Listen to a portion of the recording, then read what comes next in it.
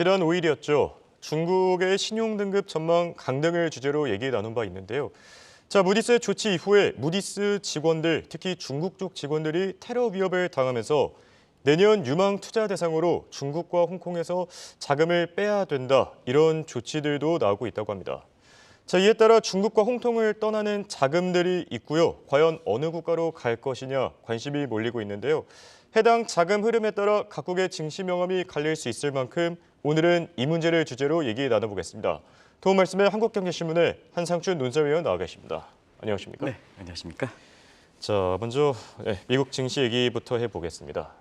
11월 CPI가 발표됐는데요. 예상대로 부합하지 않았습니까? 네, 오늘 그 한국경제TV에서 많이 그 페드와 관련돼서 얘기를 준비를 많이 했습니다는 예. 정작 월가에서는 사실 페드의 분위기는 그렇게 관심이 좀 그렇게 많지는 않았습니다. 예. 오늘 가장 관심 있는 것은 김천 PD께서 준비하실지 모르겠습니다는 필라델피아 반도체 지수입니다. 필라델피아 반도체 지수가 4천을 육박하고 있는데요. 예. 사실은 이 방송을 통해서 지난 4월인가요? 테슬라가 가격 할인 조치를 이렇게 했을 때 이거 좀 나쁘다. 지금 필라델피아 반도체 지수 나오지 그렇죠. 않습니까? 예. 4천에 바짝 육박하는 모습인데요. 당시에 그 삼성전자 감산 조치는 사실 공생적 게임이기 때문에 이게 반도체 수급이 개선되면서 삼성전자뿐만 아니라 오히려 그 필라델피아 반도체 지수가 많이 올라가지 않겠느냐 해서 필라델피아 ETF를 그때 그 타이거 그림을 그려놓고 해가지고 예, 굉장히 맞습니다. 문매를 받은 적이 있습니다. 그래서 특정 그 회사를 대변하는 게 아니냐 하는데 시청자 여러분 아시겠습니다는 저는 뭐 여당이든 야당이든 특정사를 대변하지 않는다는 건 잘 알려져 있을 겁니다. 이제는. 그래서 그런데요. 지금까지 이렇게 필라델피아 반도체 지수 보면 그때 만약에 필라델피아 ETF를 샀다고 이렇게 보면 수익률이 43%입니다. 그렇죠. 그래서 삼성전자 주식은 31% 정도 올라갔죠. 그런 상태에서 최고의 수익을 기록할 수 있었다 이렇게 볼 때 있습니다. 지금 11월 달에 재정 정책의 피봇에 이어서 12월 달에는 통화 정책의 피봇이 되지 않느냐 하는 예. 측면에서 어제도 우리가 11월에 랠리에서 12월도로 랠리가 되지 않느냐 하는 이런 쪽의 진단을 말씀드렸습니다. 오늘 뉴욕 주가는 굉장히 세게 올랐습니다. 사실 지금 좀 기술적 반등상으로 기술적 지표로 보면 주가가 이렇게 올라갈 수 있는 형편은 아니거든요. 예. 근데 역시 그 관심이 됐던 것은 11월 소비자 물가가 3.1% 정도 나왔습니다. 서비스 물가를 제외한다면 3% 밑으로 떨어졌던 이런 예. 분위기였는데요. 아시겠습니다는 지금 미국의 인플레는 2단계 안정 국면에 진입했다. 그래서 1단계는 작년 6월부터 올해 6월까지고 예. 그다음 2단계는 올해 9월부터 그다음에 이번 11월 달까지다. 그럼 월별 지표로 보면 3개월 이동평균으로 볼 때는 예. 확실하게 확실하게 6, 7, 8에 대비해서는 이렇게 물가가 많이 떨어진 상태거든요. 그렇죠. 이런 것이 증시에 반영하는 모습이다 이렇게 볼 때 있습니다. 우리가 우리 김재현 PD께서 페드의 인사들의 성향을 가지고 쭉 해서 예. 스펙트럼을 보여줬는데요. 역시 저도 교류가 되지 않은 상태에서 페드 내 FOMC 의사의 점도표, 이번에 관심 있는 점도표의 월가 시각들을 조사했었는데요. 9월 점도표의 최고 금리가 5.1%였죠. 시청자 여러분 아시겠습니다는 이번에는 어떻게 나올 것이냐, 5% 밑으로 나올 것이냐 하는데 매파 비둘기판이 확실히 구별된다. 그렇죠. 그래서 이번엔 만장일치 결정 방식은 없을 것이다. 최고 금리가 엇갈리는 데인데요. 지금 예상 수준은 매파는 한 5.1% 플랫하게 갈 거로 해서 한번 지켜보자. 예. 근데 비둘기파는 4.8에서 4.9 정도로 해서 요 최고 금리 수준이 12월 달에 점도표로 이렇게 나눠질 거로 이렇게 보고 있습니다. 그럼 왜 증시가 사실은 반응했을까 하는 측면에서는 지금은 데이터 디펜던스 방식의 앞으로 금리 의향 지수가 점도표거든요. 이게 이제 통화 정책에서 보면 Optimal Control Rule, 최적 통제 준칙의 어떤 경로, 패스 문제인데요. 이 패스 문제에서는 9월보다는 좀 밑으로 내리지 않겠느냐. 예. 그래서 미국 증시가 오늘 3대 지수가 일제히 올랐다. 3대 지수, 나스닥 지수가 좀 상대적으로 많이 올랐을 거예요. 예. 시청자 여러분 0.7 정도로 해서 그 대표적인 게 필라델피아 반도체 지수가 그렇죠. 끌어올렸다 이렇게 볼 때 있습니다. 이런 게 지금 미국 증시 모습이다 하는 걸 말씀드리겠습니다. 네, 알겠습니다. 자, 이제 본격적인 주제를 좀 짚어봐야 되겠는데요. 무디스 조치 이후에 충격적인 소식이 하나 있었습니다. 바로 무디스 직원들, 중국 쪽에 있는 직원들이죠. 테러를 당할 뻔했다. 이건 무슨 얘기입니까? 네, 페이드와 관련돼서는 한국의 전문가라고 얘기할 수는 있을지 모르겠습니다는 가장 예. 많이 방송합니다. 어제 오늘에 걸쳐서. 그렇죠. 그래서 시청자 여러분, 저도 페이드 얘기를 하면 또 이렇게 식사 마실까봐. 예. 이제 오늘은 거기보다 더 중요한 게 있습니다. 필라델피아 반도체 지수, 또 인도 같은 게 예. 굉장히 강하게 부각되기 때문에 다른 주제 가지고 좀 말씀을 드리겠습니다. 인도 하려면 중국 얘기를 해야 됩니다. 그렇죠. 인도 증시가 올라가려면 중국에서 이탈된 자금이 들어가기 때문에 중국부터 먼저 점검해 드려야 된다는 걸 말씀드리는데요. 여러 차례 말씀드렸습니다는 가장 최근의 일 가지고 좀 말씀드리겠습니다. 지난 5일 날 미국의 무디스가 중국의 사실 신용등급 전망을 강등시켰죠. 그렇죠. 근데 그 국가의 3대 평가기관들인데요.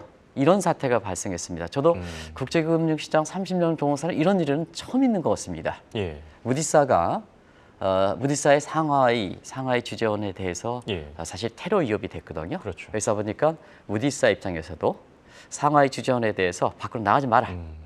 나가지 마라. 그리고 홍콩 애널리스트가 중국 본토에, 왜냐하면 홍콩 국가 신용도 전망도 똑같이 떨어졌지 않습니까? 예. 이런 조치가 이렇게 나와서 국제적으로 보면 굉장히 큰 파장입니다.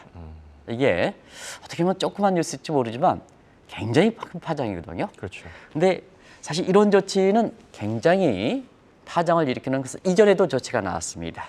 그래서 자막이 돌아가겠습니다는 이전에 올해 들어서 나왔던 조치들을 한번 시청자분이랑 같이 한번 보겠습니다. 미국의 기업 실사업체 중에서 민츠그룹이라고 했습니다. 예. 이 민츠그룹이 베이징 직원이 5명의 구금 조치가 올해 3월 달에 일어났었고요. 그다음에 베인앤컴퍼니 잘 아시죠? 예. 세계적으로 컨설팅 업체, 우리나라에서 가장 많이 활용하는 이런 업체인데요. 상하이 직원이 중국 당국에 대해서 조사를 받는 사태가 있었습니다. 그리고 가장 피날레는 미국의 컨설팅 업체인 캐피진이 간첩행위를 했다. 간첩행위를 했다. 이런 쪽이거든요. 그러다 보니까 이번에 무디스의 국가신용등급 강등 조치를 해서 무디스 직원들이 이렇게 굉장히 테러 위협을 당하는 것은 이번이 아니다. 이미 누적되었다 하는 시각에서 지금 11월 미국과 중국 간의 정상회담 이후에 디카플링에서 디리스크로 위험을 축소하는 상태의 공존을 모색하지 않겠느냐, 미중 간의 관계가 다소 나아지지 않겠느냐 하는데 이런 것이 새로운 장애우로 등장하고 있다. 그런 측면이 그렇습니다. 근데 이 얘기를 하는 것은 전부 신용등급 얘기 컨설팅 업체니까 중국에서 자금에 가이드하는 사람들이 저렇게 위협을 당하면 예. 실제 투자하는데 실제 투자하겠느냐 하는 이 측면이 사실 더 중요한 거거든요. 그런 예. 측면을 한번 같이 보겠습니다. 네. 앞서 말씀하신 대로 뭐 작은 이슈일 수도 있겠지만 상당히 민감한 문제가 아닌가 싶은데요. 네네. 그래서 그런지 지금 글로벌 투자은행들, 이 속속들이 투자 유망국으로 중국과 홍콩을 배제하는 움직임 나타나고 있다고요? 네, 미국의 연방정부의 연금에서 TSP에서 홍콩과 중국을 빼낸다 하는 것은 이전에 말씀드렸습니다. 예. 그러면 이제 정부의 조치가 있기 때문에 민간에서 따라올 것이다 하고 그때 말씀을 드렸습니다. 예. 그런 측면에서 지금은 TSP에서 중국의 연방에서 홍콩과 중국을 빼자는 상태고요. 민간을 받아들이고 있습니다. 민간에서 받아들인 게 시청자분들은 잘 아시겠습니다는 세계적으로 3펀드의 가장 큰 것이 칼라일 펀드거든요. 칼라일 같은 경우에는 신규 자금을 아예 중국과 관련돼서 신규 자금을 모집하지 않겠다 하는 예. 입장이거든요. 자막을 좀 돌려주시기 바랍니다. 신규 펀드 관련해서 자금을 모집하지 않겠다 입장입니다. 굉장히 충격적이죠. 그렇죠. 이 중국에 대해서 자금을 신걸 모집하지 않겠다. 그리고 기존의 펀드는 폐지하겠다 하는 입장이거든요. 중국과 관련돼서. 그리고 또 한 가지 알려진 게 이제 브리지워터 SSH. 이건 이제 중국과 관련돼서 전적으로 한 친중국적인 성향을 갖고 있었던 겁니다.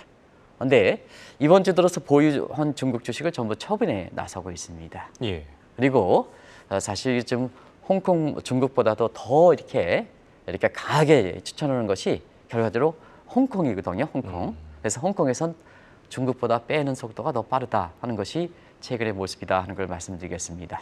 그러다 보니까 사실은 중국이 WTO에 2001년 가입 이후에 계속해서 포트폴리오 자금이든 다이렉트 인베스트먼트 자금이든 외국 기업이든 외국인은 계속해서 왔는데요. 특히 이 중국의 제도 문제에 대해서 민감한 국제 자본 투자, 시청자 여러분 대체로 포트폴리오 투자가 되겠습니다. 예. 이건 WTO 가입 이후에 2001년에 처음으로 올해 감소세를 나타나고 있습니다. 중국이 이렇게 사실 성장에서 보면 중진국에도 좀 문턱에 들어가고 있는 상태에서 국제 자본이 감소된다는 것은 그만큼 중국 경제에서 부정적 시각이 굉장히 국제적으로 확산되고 있기 때문에 그렇다는 걸 말씀드리겠습니다. 네. 자, 이렇게 투자 유망국에서 제외되면은 아무래도 신규 자금이 좀 덜 들어오지 않을까 생각이 드는데요. 네네. 이것보다 더 심각한 문제, 이미 중국과 홍콩 안에 있는 자금이 밖으로 나가는 것 아닙니까? 지금 홍콩께서 아주 주정한 지적을 하셨죠. 사실 신규 자금이 들어가지 않으면 기존에 투자했던 자금들은 더 급격히 불안감을 느끼는 겁니다. 예. 이미 갇혀 있기 때문에. 그래서 그 자금은 더 빨리 빠진다는 것을 말씀드리겠습니다. 이 문제는 시청자 여러분한테 그동안 많이 좀 말씀드렸습니다. 사실 그래서 그걸 정리해드리면 작년 공산당 대회 이후에 외국 기업들 지금 오중거를 당하고 있다. 이런 얘기를 하죠. 예. 오중거를 당하고 있는 상태에서 중국이 이제 날로 국수주의를 하다 보니까 외국 기업 입장에서는 글로벌 시스템에 맞지 않는 측면이 되고 있습니다. 지금 우리 그 중국에 대해서 굉장히 정통한 조지현과 한국경제TV 대표께서는 억지를 부린다. 억지를 부리는 게 예측이 가능하지 못했다는 얘기거든요. 자, 예를 들어서 홍 앵커가 예. 중국에 들어가서 인터넷을 본다. 자, 인터넷 내용을 뭐를 볼지 모르지 않습니까? 그렇죠. 근데 중국의 그 당국 입장에서 보면 내용도 하기 전에 간접죄에 걸려 있다. 왜냐? 중국에서 지금은 인터넷과 웹을 사용하지 말랬는데 당시 왜 하느냐? 간접죄로 문제되는 겁니다. 그러면 거기에 들어가 있는 외국 기업의 외국인들은 얼마큼 불안감을 느낄까? 그렇죠. 빠져나온다 이렇게 보겠습니다. 외국 자본이 작년 10월서부터는 증시에 빠지는 속도는 계속해서 이렇게 튀고 올해 3월서부터는 사실 중국의 채권에 투자했던 자금들도 속속 빠지는 거죠. 예. 그래서 지금 상태에서는 외국 기업도 빠지고 외국인도 빠지고 증시도 외국인 자금도 빠지는 그래서 세 가지 공동화 도너스 현상이 발생한다 해서 이것을 묶어서 사실 Great China Exodus GCE라는 표현을 썼죠. 새로운 용어로 이렇게 나오고 있죠. 예. 그러다 보니까 이번 주 들어서 하버드의 로커프 교수는 중국의 이제 성장률은 4에서 5% 이거보다는 앞으로 2에서 3%가 노멀이 될 것이다. 이게 이제 정상화된다는 얘기입니다. 예. 뉴노멀이 아니라 정상화된다. 그렇죠. 이런 측면이 향후의 중국 경제와 관련해서 또 지금의 당면하고 있는 중국에 대해서 얼만큼 상황이 어려운 건지 대내보다는 밖에서 보는 시각이 갈수록 급격히 안 좋아지고 있다고 보이겠습니다. 그래서 한국에서 보면 중국의 부활 이렇게 꾸는 상태에서 예. 올해 들어서도 중국에 대해서 굉장히 리오프닝 경기 방관해서 중국을 추천하고 있는 이런 시각인데요. 무디스와의 국가신용 등급을 강등을 했다 이렇게 해서 그 직원을 테러 위협을 하는 국가인데 그 나라를 한국의 증권사들이 어떻게 주식을 추천하느냐 이런 얘기죠. 예. 무디스가 국가신용 등급을 강등해서 이렇게 해서 테러 위협을 하는 국가입니다. 근데 한국의 증권사들이 왜 그 나라 증시에 대해서 주식에 대해서 권유할까? 올해 들어서 리오프닝 관련해서 계속해서 주식 투자는 올해 중국 주식과 홍콩 같은 25% 정도 빠졌습니다. 예. 세계 증시가 평균 지금 굉장히 주가가 많이 올라가는데요. 이런데 중국 증시를 여전히 추천하는 시각은 좀 지금이라도 좀 자제할 필요가 있는 것이 아닌가 생각합니다. 예.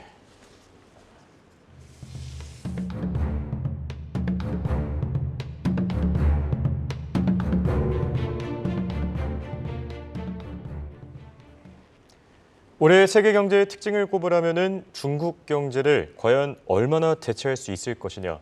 자, 이 부분에 따라 국가별로 명암이 확실하게 갈릴 것이라고요. 네, 확실히 갈린 것 같습니다. 예. 그래서 중국과 홍콩에서 이탈된 자금을 어떻게 받아들일 것이냐 하는 측면에서 각국의 증시와 각국의 사실 그 경제 모습이 많이 달라졌다. 올해 사실 제 기억으로는 정확히 기억을 썼습니다는 중국과 홍콩에 이탈된 자금이 예. 어떤 쪽으로 빠지는지에 따라서 영국의 이코노미스트의 알타시아라는 용어를 시청자 여러분께 말씀을 드렸을 겁니다. 예. 그래서 중국에 이탈한 자금들이 어디로 갈 것이냐.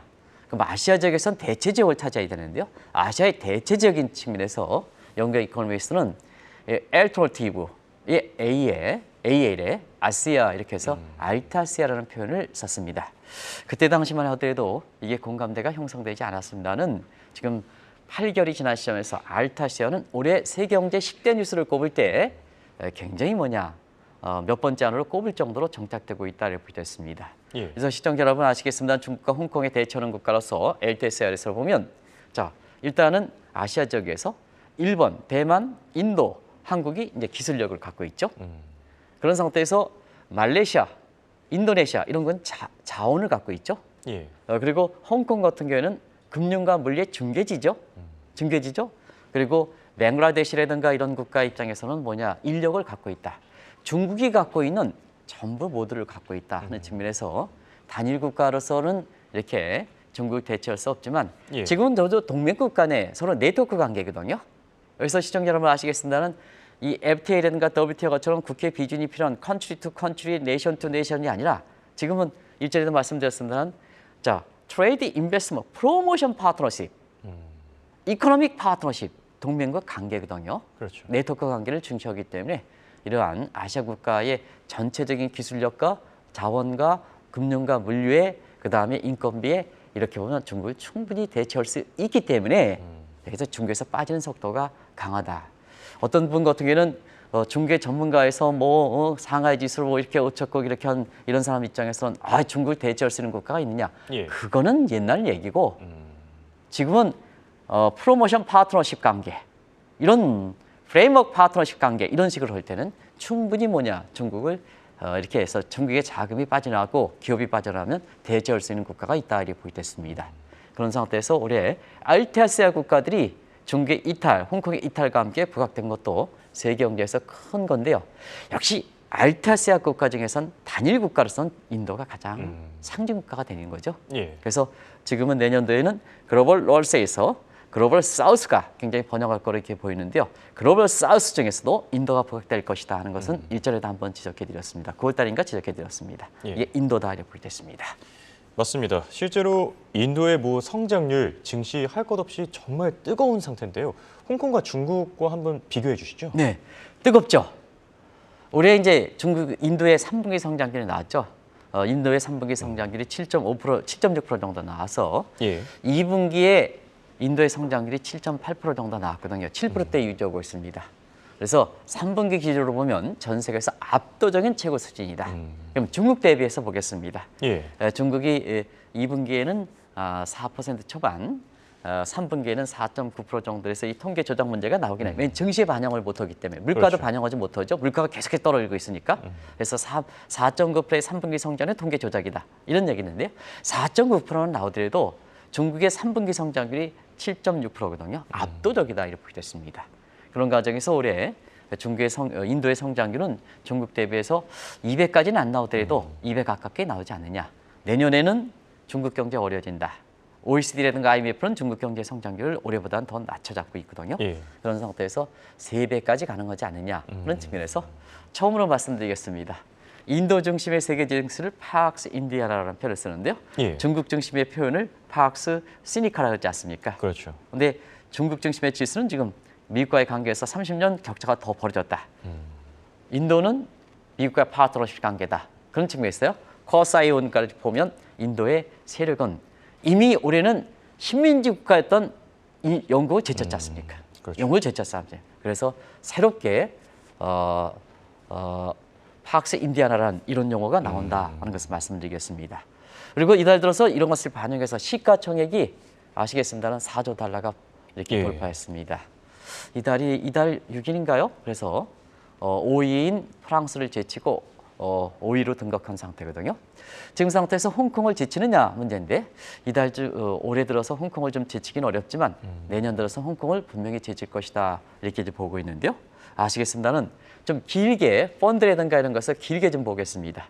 지난 20년 동안 인도의 상승률은 주가 상승률은 1,500%입니다. 같은 기간 중에 중국의 대표 지수는 상해 지수는 230%뿐이 안 됩니다. 예. 그런 상태에서 인도 경제라든가 증시가 강하게 이렇게 부각되고 있는데요. 우리 홍영거의 말씀대로는 올해 뜨겁게 이렇게 인도 경제라든가 중국 증시가 보고 있는데요. 이게 이제 결과적으로 모디 노목스의 성과다 이렇게 보시면 되겠습니다. 네, 알겠습니다. 자, 인도 증시 그리고 인도 경제 왜 이렇게 뜨거울까? 생각해 보면은 어느 정도 반사이익도 있을 것 같은데요. 홍콩과 중국에서 이탈한 자금이 인도 쪽으로 흘러가고 있는 그런 상황입니까? 네, 인도 경제라든가 증시가 뜨거운 것은 인도 경제 이게 본질적 문제에서 좀 과대 측면이 있다는 걸 말씀드리겠습니다. 그 과대 측면이 왜 그러냐면 예. 중국과 홍콩에 이탈된 자금이 들어오기 때문에 음. 사실 지금 말씀대로 반사익적인 측면이 있다 이렇게 보겠습니다. 예. 실질적으로 인도에 들어오는 자금들을 한번 보겠습니다. 인도에 들어오는 자금은 사실 중국에서 이탈된 자금들이 많이 들어온 상태인데요. 아시겠습니다는 이렇게 중국에서 빠지고 인도 들어오다 보니까 중국과 인도 간에는 오랫동안 습관 관계가 있죠. 국경 분쟁. 그렇죠. 이 국경 분쟁이 굉장히 다시 이렇게 재발되는 상태에서 내년에는 안보와 경제 지경학적 위협에서 대만이 포함된 동북아와 함께 인도와 중국의 사실 국경 분쟁을 통해서 그때 당 그 지역의 아프가니스탄이든가 파키스탄이든가 상당히 굉장히 지경학적으로 취약한 적이 있지 않습니까? 예. 이런 과정에서 내년도에 중국과 인도 간의 국경 분쟁을 통한 지경학적이 남부아시아 중심으로 해서 굉장히 부각될 것이라는 것도 아마 굉장히 관심 있게 지켜보셔야 되지 않느냐 생각하는데요. 예. 왜 이렇게 되냐면 이탈된 자금이 중국에서 인도로 들어오기 때문에 그렇습니다. 그래서 지금 인도에 들어오는 외국 자금 중에서 중국과 홍콩에서 들어온 자금의 원천을 볼 때 중국과 홍콩에서 들어온 게 30%입니다. 30%. 그래서 인도를 볼 때, 증시를 볼 땐 인도의 모든 것만 보면 안 된다는 얘기입니다. 예. 그리고 지금 대부분 상업용 부동산 가격이 지금 다 안 좋지 않습니까? 그렇죠. 미국 같은 경우는 굉장히 안 좋고 있는데요. 지금 미국에서 만기가 돌아오는 것은 굉장히 수익률이 좀 투자자들이 굉장히 수익률이 안 좋을 겁니다. 그런데 지금 세계에서 유일하게 상업용 부동산이 잘 되는 국가가 있습니다. 그게 바로 인도입니다. 그렇죠. 인도입니다. 서울의 뭐 여의도 지역이라든가 이런 또 상업용 부동산이 그렇게 빠지지 않고 있습니다는 한국의 상업용 부동산 주춤업니다는 한국과 함께 인도가 단연 상업용 부동산이 전 세계 상업용 부동산이 어려운데도 불구하고 좋다. 물론 인도 경제가 좋은 것도 있지만 자 중국에서 헝다, 컨트리 가든 그렇죠. 이 사태가 지금 3년 이상 지속되는 상태에서 여기와 결부된 반시진핑의 기득권 세력들의 자금들이 들어온다. 이것이 인도의 상업용 부동산 가격이다. 이렇게 보시면 되겠습니다. 예. 그래서 사실 중국에 들어왔던 자금들이 빠지니까 그것이 증시라든가 부동산에서 빠지니까 중국과 인도 간에는 이렇게 격돌이 이렇게 국경 분쟁이 재현되는 거다 이렇게 보겠습니다. 네, 알겠습니다. 자, 결론을 맺어보겠습니다. 한국 경제 얘기를 해야 되겠는데요. 최근 맥킨지 보고서가 굉장히 화제가 됐다고요? 네. 사실 한국 경제에 10년마다 맥킨지가 한국에 대해서 독특하게 여러 가지 얘기를 많이 하는데요. 예. 2013년에도 이 방송을 통해서 과거의 방송을 들어보니까 말씀드렸습니다. 그때 삶은 개구리 증후군 예. 해서 이게 콜롬비아 대학에서 실험한 겁니다. 그렇죠. 그러면 저한테 방송 시간을 얼마큼 더 줄지 모르겠습니다. 오늘 좀 방송이 좀 늦게 들어가서 예. 콜롬비아 대학에서 이 비이커에서 개구리가 가장 좋아하는 온도가 25도입니다. 가장 싫어하는 온도가 75도입니다. 그렇죠. 그런데 개구리 두 마리를 25도 비이커에 75도 비이커에 넣었습니다. 어떤 비이커가 살았겠습니까? 홍영코 대답이 없으십니까? 그 예전에 들었던 얘기인데요. 네. 이 서서히 가열되면 그 안에 있는다는 걸 모른다. 그렇죠. 예. 그래서 결국은 즐기다가 결국 25도씨 그렇죠. 비이커에 들어가 있던 그러니까 개구리가 죽었다는 얘기입니다. 근데 한국이 2013년에 바로 25도에 들어가서 서서히 잠복됐다는 것을 모르고 이게 25도에 들어갔던 삶은 개구리 증후군으로 됐습니다. 예. 그러면 그때 당시에 즐기지 말고 그때 왜 그렇게 보고서했을까 하는 내용을 좀 해서 구조적으로 좀 개선해야 되는데요. 이번에 나온 보고서는 이제 75도가 됐다. 이제는 뭐냐? 거기서 빼내지 않으면 한국 경제가 무너진다는 얘기입니다. 그게거든요. 그런 과정에서 지금 여야 국회의원 지금 뭐 내년에 총선에서 무슨 뭐 한 자리 갖기 위해서 이게 아닙니다. 기득권을 물러나야 됩니다. 왜냐? 지금의 인도가 뭐냐? 인도가 바로 기득권을 물러나기 때문에 그래서 그렇습니다. 그 내용들을 한번 간단하게 말씀드리겠습니다. 일단 모디노브스키의 실제 한국 경제 지금 삶은 개구리에 죽을 뻔한 한국 경제를 살리기 위해서 어떤 걸 해야 되느냐 하는 것을 모디노브스키의 핵심적인 내용은 많은 공감대가 있을 겁니다. 시장 중시, 예. 기업을 중시, 규제 완화, 창의력 고치, 제조업 중시. 이건 이제 하나마다 다 대원에서 강의하는 내용들인데요. 그다음 해기업 유치, 성장과 고용을 동시에 동반한다. 구조 개혁을 화폐 개혁을 우리는 화폐 개혁을 할 수 없습니다는 화폐 개혁을 통해서 부패 청산, 내륙 한대 최대 기득권 폐지. 그리고 과거에 인도가 갖고 있는 부패 폐지. 자치정부의 여러 가지 부가가치세 GSP 폐지 이런 게 되거든요. 이렇게 냈습니다. 그런 것이 아우러져서 지금 모디 정부가 지금 인도라든가 중시를 뜨겁게 하고 한국 경제에 지금 뭐냐 그 자리 하나 차지하기 위해서 내놓으라 할 때 안 내놔? 이게 뭡니까? 그건 여도야도 똑같습니다. 그렇습니다. 이런 자리에서 한국 경제가 뭐냐 이제 75도에서 빠져나자면 죽는다는 얘기입니다. 예. 이게 맥킨지에서 얘기하는 겁니다. 맥킨지에서. 그런 과정에서 시청자 여러분 한국 경제 지금 상황이 인도와 얼마큼 비교되는 건 알 수가 있지 않나 생각합니다. 그래서 마지막 말씀은 인도 보면 어떻게 되겠습니까? 상징은 IT죠. 예. 그다음에 반도체죠. AI죠. 묶어서 교집합하고 거기에 대해서 상품 나오는 게 ETF 상품이다 이렇게 됐습니다. 그래서 반도체, AI 그다음에 거기에 관련된 요즘 프로덕트 프로세스에서 공정 문제가 굉장히 중요하거든요. 그래서 ETF와 관련된 상품들을 한번 해보면 내년도에 좋은 결과가 되지 않겠나 하는 생각이 듭니다. 네, 알겠습니다. 지금까지 도움 말씀을 한국경제신문의 한상준 논설위원이었습니다. 네, 고맙습니다. 네, 고맙습니다.